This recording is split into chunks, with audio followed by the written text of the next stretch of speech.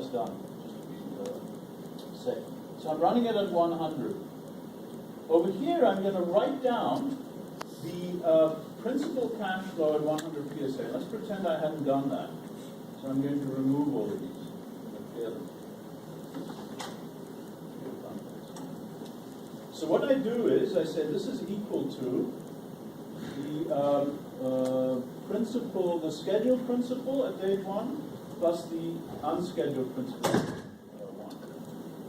Okay, so I get that number. Now I can just copy this all the way down. There we are. And what I've created now is the principal cash flows from the pool at 100 PSA. I now need to do it again at 400 PSA. But of course, before I do that, that would entail changing this to 400. But if I change that to 400, then these numbers will all change. So I'm going to copy these numbers and paste them with just their values.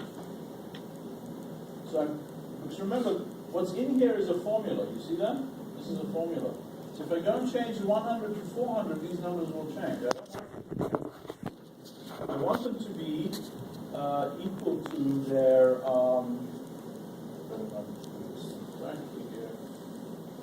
highlight all of them.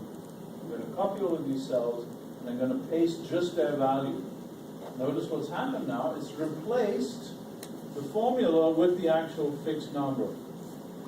So now I can go and change the PSA from 100 to 400. I change it over here. That immediately changes it in here.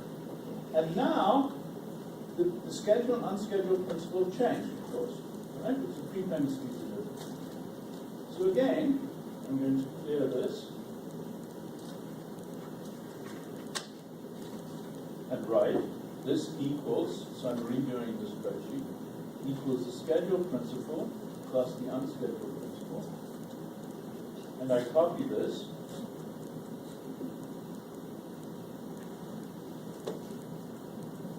All the way down here. Again, these are formulae. Notice that they're formula. If I change the, I don't want this number to change. So I'm going to copy paste the formula.